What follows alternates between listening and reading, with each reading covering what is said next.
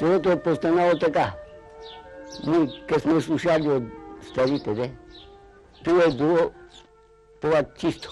Не е било село. Ние го викаме доле, старото село се вика. А доле под селото, доле дори на реката.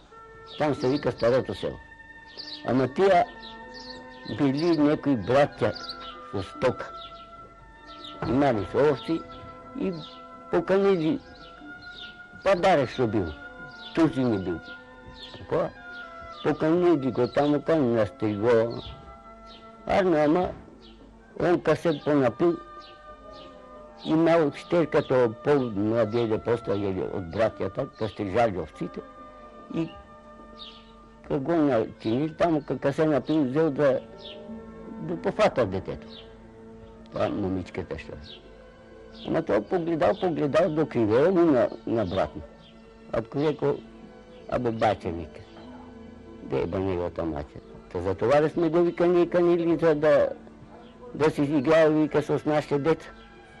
И той, като си стрижал овците, с ножа, с какливо стрижал и право губо. Ам сега къде?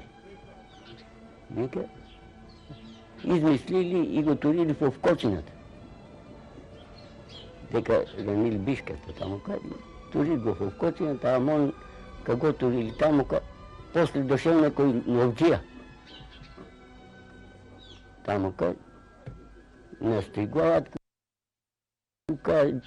зададе, шмъкра, се тук некъде кочината. Дей. Така. Това му тикнала ловджията. Вика, това зададе има, вика нещо, не е така. Коя подзърта, я поляко в кочината. Тустино му те пали го. И от тази причина побегна, а я сега се вика там в Струмиски райони, се вика Русински рит. Побегна, а от тук цяло селото забегало. Дошли там ока и колко са време седели, после вечер имало некой Дедо Русе, за това се вика Русиново. Дедо Русе бил некой и аз сега храмото ни църквата това е било Тръние. Значи обраснено било и само имало местенце, колко да направи колипка. И там, ако се пъло заседли, избук тази причина и камено си му стои на гроба на Дедо Русе, ще е там, на църквата на горната врата, дека излазме. Това е все там поставено и избук тази причина за Дедо Русе, после се е кръстило селото Русиново. Първи каши са населени Буровци, Костевци, Вучковци, Мадевци, Коколанци, Чочковци, това надолу Виланци да се вика, на така Манчовци.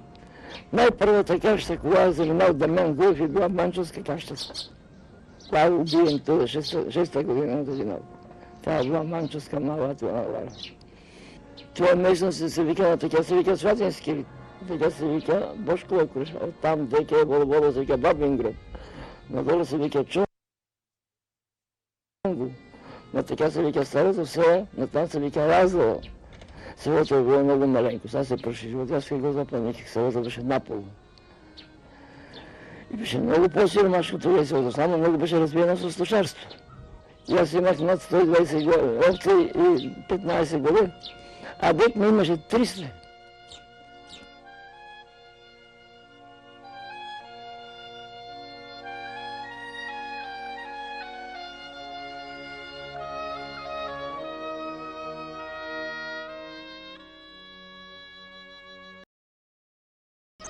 Селото изгоре на 8 октомври 1944 година. Ние бяхме избегани от това. Като запукават гранати, западава по наши кучи едно друго това, избегаваме. Наши партизани, войските наши, бяха това около селото, ме избегави они. Тия били 25 души, 25 не ние, германци, устърши некои и такви, изроди некои. Къде малко да ги пречека, запалия ваа страна, се изгоря едно 80% ваа. От ножната остана цела. Аз съм от ножната. Ние избегаваме там горе в планината, надморска височина е там 1399 метра надморска височина. Там гледаме как гори селото, това е страшно нещо. Наши войници ние откара на Сремчия фронт, русинци. Оти беше селото опожарено, а Габере имаше един поп, командант беше на 15-ти корпус, заменик не беше нещо. Така е. Он рече освободи тия децата, нека седят в Руси, но да разчистват тия урнатините, де, опожарените такова.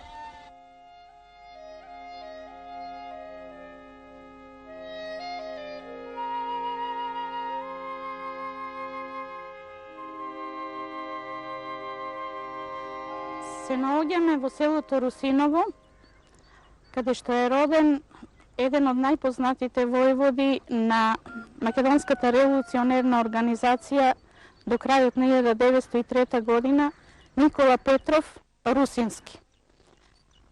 Самото име Русински е придодадено по неговото родно место, бидејќи и други членови на Македонската револуционерна организација и активисти се викале Никола Петров. За да биде препознатлив, тој си го придодал името на неговото родно место. Никола Петров Русински е роден 1875 година во револуционерно семејство. Неговиот постар брат учествувал во Разловечкото востание и во Кресненското востание заедно со Димитар Попгеоргиев Беровски.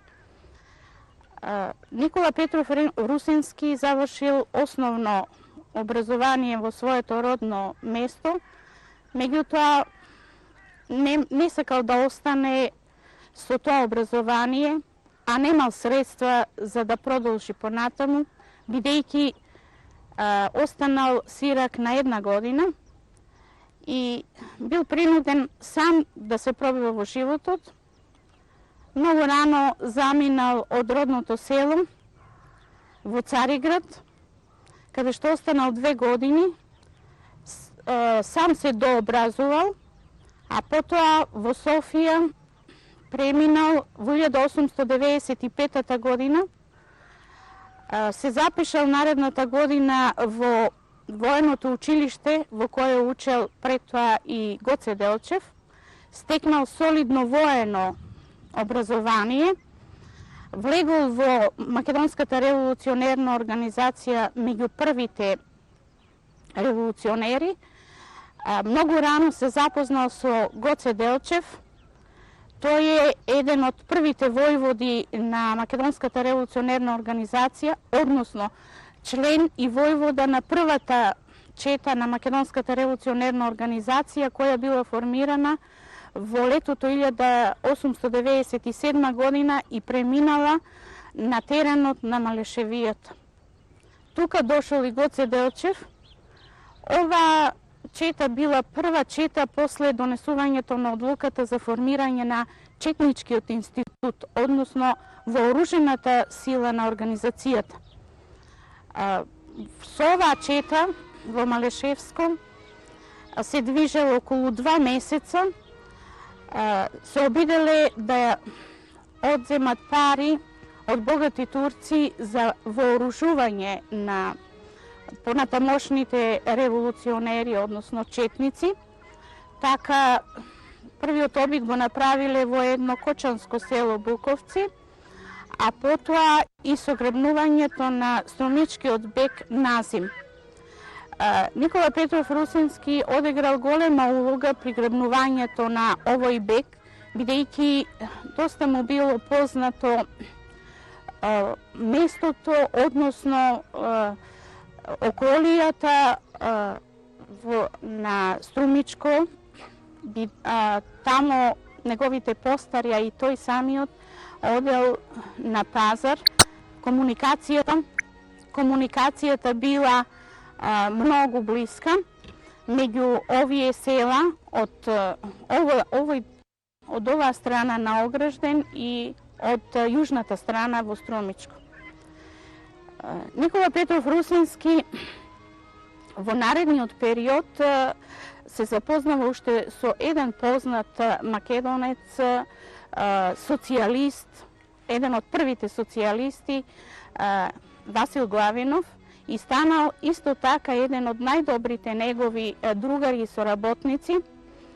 Работел во дрводелската работилница на Васил Главинов.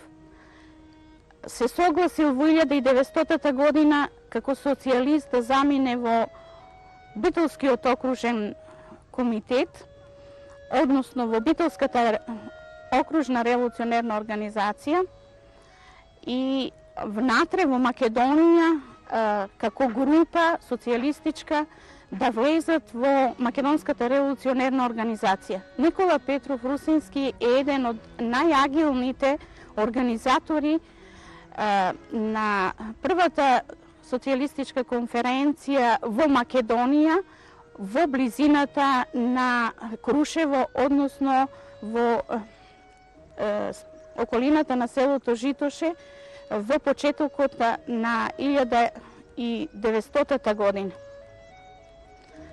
Со голема упорност оваа група успеала да постигне договор со Битолскиот окружен револуционерен комитет, да влезе како група и да учествува во агитацијата и во организирањето на населението во Битолскиот револуционерен округ.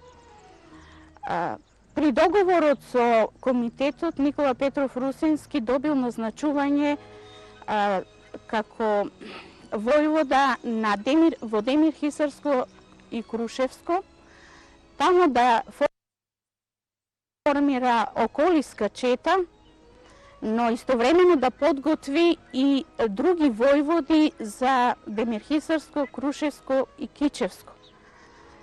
Од тогаш, па во наредните 2 години, односно од пролета 1901 до крајот на ноември 1903 година, тој како војвода во Битолскиот револуционерен округ поминал во повеќе револуционерни околии, а по Смилевскиот конгрес и во револуционерните реони.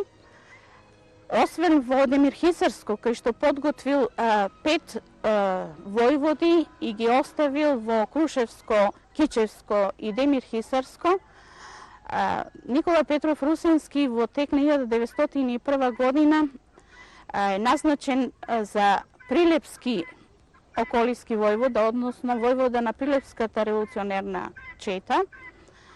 По 3-месечен престој во таа чета и по 3-месечно агитационна и организаторска работа преминал во Охридско, Струшко, каде што останал до крајот на 1902 година како Охридски војвода. При крајот на 1902 бил назначен за војвода во Мариовско и дел од Битолско поле, и тука го затекнале големите одлуки историски за кревање на вооружено востание во Македонија, односно одлуката на Солунскиот конгрес од почетокот на јануари 1903 и решенијата на Смилевскиот конгрес, на кој и самиот учествувал како делегат од Мариовско за кревање на вооружено востание во Битолскиот револуционерен округ. Никола Петров Русински учествувал во Илинденското востание во реонот на Мариовско, во рамките на Прилепскиот револуционерен реон. Во време на Балканските војни, како и другите поранешни четници и војводи, учествувал во војната во рамките на македонското Одринско ополчение, односно доброволство. После војните останал да живее во Македонија. Тука дошла и неговата сопруга Константа, која била од Охрид, учителка во Берово од 1916 до 1918 година. После Првата светска војна и повлекувањето на бугарската власт од Малешевијата и враќањето на српската власт, Никола Петров Русински не заминал веднаш за Бугарија, се обидел да остане и да ги искористи, ако е можно, легалните услови за дејствување и борба, за подобрување на положбата на македонскиот народ во овој крај под српска окупација. За да не биде убиено целото негово семејство, бидејќи веќе бил информиран дека се подготвува такво нешто, после донесувањето на обзнаната и законот за заштита на државата, кога се заостриле мерките против оние кои биле симпатизери и учествувале на страната на овие опозиционни сили во тогашното кралство на србите, хрватите и словенците, тој со неговата сопруга и двете мали деца заминал по најтешки услови, зимно време, во февруари 1921 година преку граница во Бугарија и тамо останал се до август 1941 година, кога се вратил повторно во ова негово родно место, каде што и починал во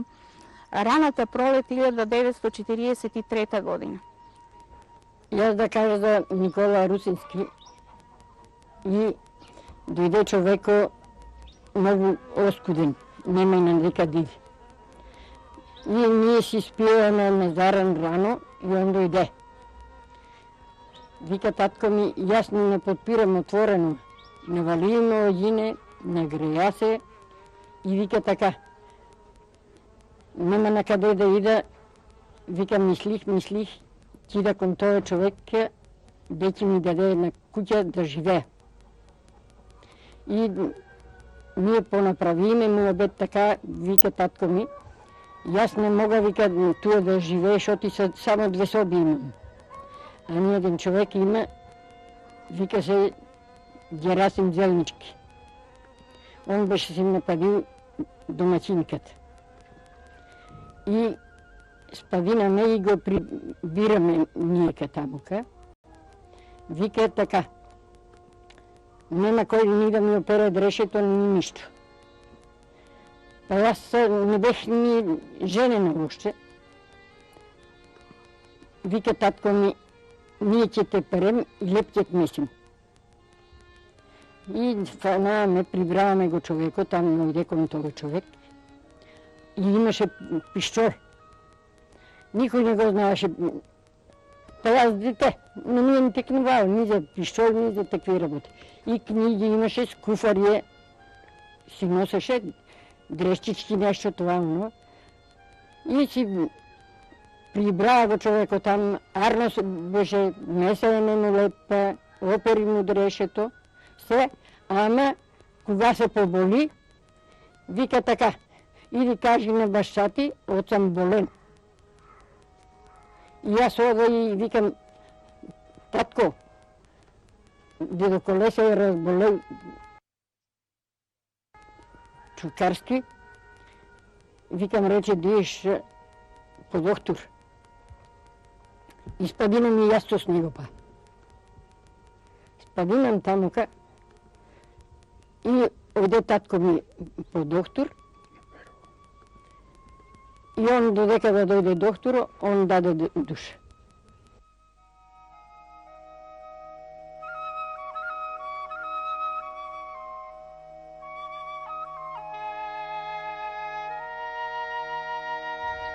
По Илинденското востание од 1903 година, меѓу познатите македонски револуционери кои остануваат меѓу народот, да ја поделат тагата и болката и Дамје Груев. За таа цел тој престојува во Русиново, за да ја организира и понатаму основната организација во Македонија ВМРО. Во тој период, во декември месец 1906 година, заедно со Сандо Китанов, Атанас Качев и други престојуваат во село Русиново, во куќата на Димитар Аладжозов. Но веројатно откриени од турските власти во тој период, куќата на Димитар Аладжозов била обиколена и четата на Даме Груев мора да ја напуштат и се упатуваат назад кон планината Петлец.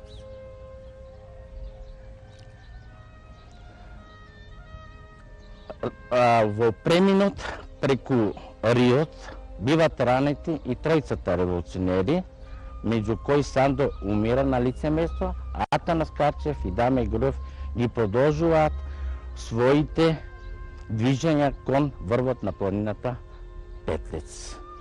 Тука, здобиени од раните, изморени, истоштени, а обколени со турска војска, во неравна борба загинуваат. Најверојатно,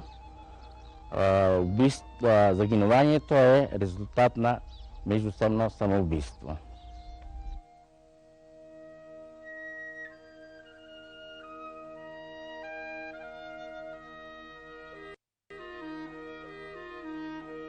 Славим цело село на Света Тројца. И имахме музика под ватричифта на Мегдане, музика, веселба до Бога. Сега си славата си стои па. Само музиката се понамали, понема да доди, а славата цело село славиме. Света Тројца, Русиново. Това од старина. Други слави помали имахме. Свети Арангел слават Буровска мала. Нашата мала, Буровска мала. Свети Арангел. Она е стара слава од многу години и вечер, две вечери се слави и еден ден.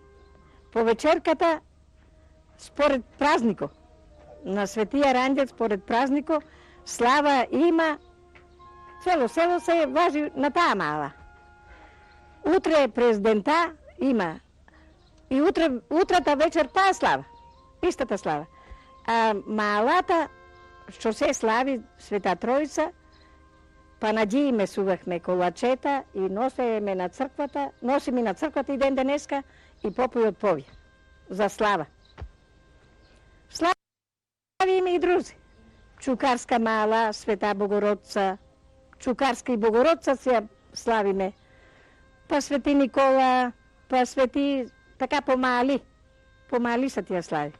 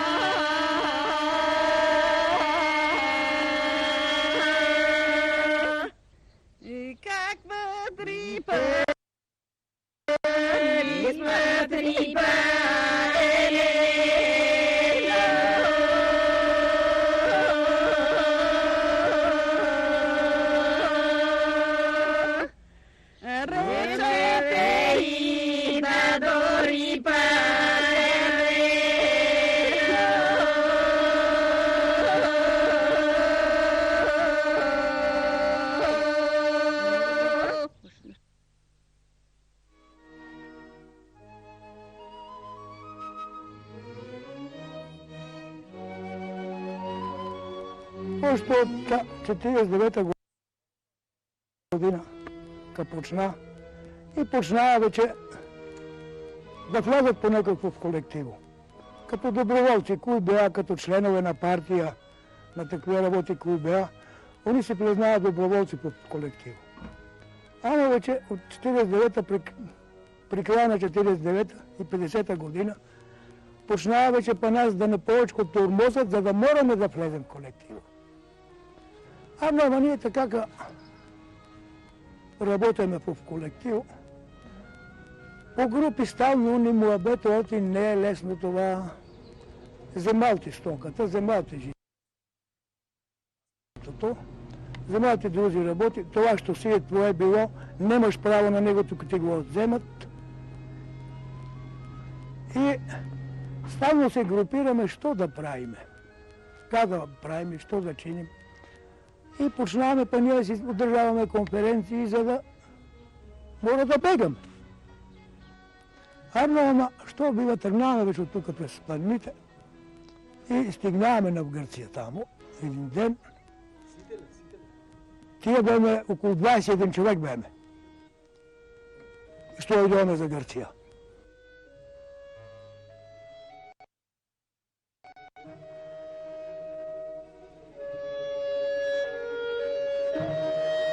Првото училиште во село Русиново е отворено и работи од 1905 година. Како први учители биле Шапкаров од Богданци Гегелиско и Арсов од село Чифлик Малешевско. Ова училиште работело до 1913 година, кога е изгорено за време на Втората Балканска војна. Од 1918 година самоиницијативно русинци се организираат и изградуваат ново училиште во селото, во која изградба учествува и Никола Петров Русински, познат македонски социјалист од периодот на Илинденското востание. Во 1947 година почнува да се гради ново училиште, кое е изградено до 1950 година, во кое училиште постојат 16 училници, училишна сала и којна со трпезарија. Од 1950 година почнува да работи новото училиште, во кое се школуваат ученици од село Русиново, потоа посетуваат ученици од село Ратево и од двориште. Денеска во Русиново работи училиштето со 11 паралелки, со 16 наставен кадар и се школуваат околу 250 ученици. Се наоѓаме во Русиново, најголема селска населба во сегашната општина Берово. Според пописот од 1993 година, Русиново има 2200 жители, од кои што 40 во странство, што значи 2160 жители живеат постојано овде, или 520 семејства. Русиново во својот развој, меѓу првите села во Малешевијата, уште 1950 година добива електрична енергија. Понатаму со развојот на нашата земја така се развива и селото, така што 1968 се изградува водоводна мрежа, 72 асфалтен пат до Берово. Понатаму се градеше здравствена станица која работи и денеска, пошта со телефонска централа, така да постојано се заокружувани објекти кои што се од неопходна потреба на населението. Во јуни 1984 година оваа пошта почна да работи. Имено оваа пошта располага со 240 телефонски приклучоци кои моментално се на стара централа и се исполнети сите броеви. Сега се превзема нов захват на работа, има монтирано нова телефонска Siemens централа, која што има капацитет од 652 броеви. Овие 652 броеви нема да бидат целосно искористени, бидејќи ќе останат, има повеќе резерва и за понатаму.